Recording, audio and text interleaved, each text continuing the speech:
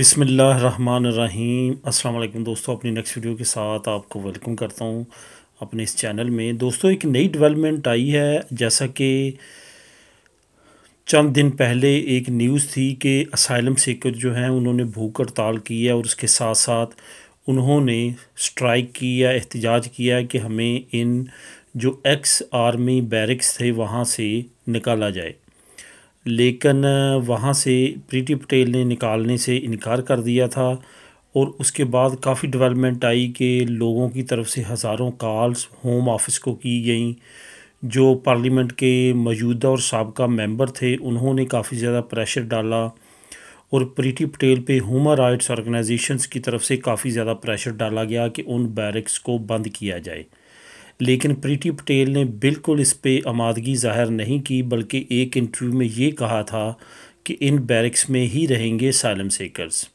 Finally ये हुआ कि 400 में से तकरीबन 120 जो है उनको कोरोना वायरस हुआ। उसके बाद उनको होटल में शिफ्ट किया गया।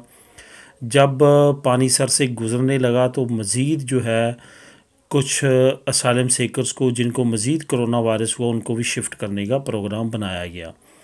लेकिन आज जो थोड़ी सी अजीब डेवलपमेंट हुई है इस सारे केस में कि उन बैरक्स को अचानक आग लग गई और आग जो है वो किचन के एरिया से जिसके साथ ऑफिस का एरिया था जहाँ पे तमाम रिकॉर्ड होता था, जहाँ पे स्टाफ काम करता था, उस एरिया में और किचन के एरिया में तमाम में आग भड़कने की वजह से चंद जो बैरक्स हैं उनको नुकसान पहुँचा।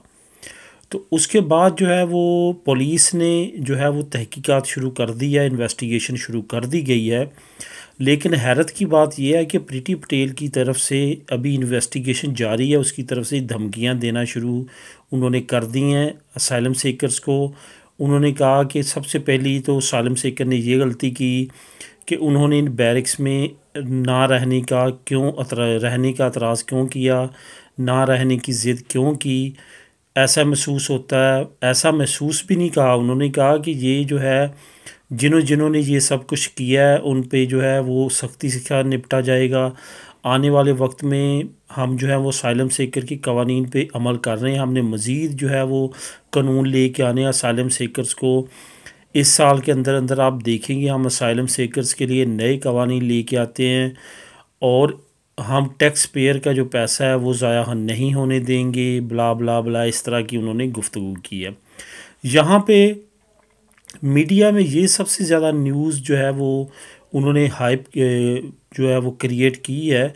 इस न्यूज़ ने जो प्रीति पटेल की तरफ से कहा गया कि असाइलम सीकर्स की वजह से ये सब कुछ हुआ है, तो वहाँ पे न्यूज़पेपर ने ये सवाल उठाए हैं कि प्रीति पटेल को किस तरह पता चला कि उनकी तरफ से हुआ, क्योंकि अभी तक तो इन्वेस्टिगेशन जारी है। डेली मेल, दी गार्डियन और बाकी न्यूज़पेपर्स में भी ये बात छपी है कि अभी तक इन्वेस्टिगेशन जारी है। तो किस तरह से प्रीति पटेल ये कह सकती हैं कि ये कि किसी न किसी ने असाइलम सीकर्स में से किसी ने आग लगाई है। यहाँ पे ये बात भी काबिल ज़िक्र है कि पुलिस ने कहा है कि हम लगातार इन्वेस्टिगेशन कर रहे हैं, लेकिन अभी तक हमें कोई भी ऐसी चीज़ नहीं मिली जिससे ये साबित हो सके कि किसी ने आग लगाई है।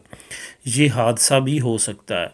इसके साथ साथ जो प्रीति पटेल है वो इसी बात पे बाजिद है कि ये असाइलम सीकर्स की वजह से हुआ और असाइलम सीकर ने किया।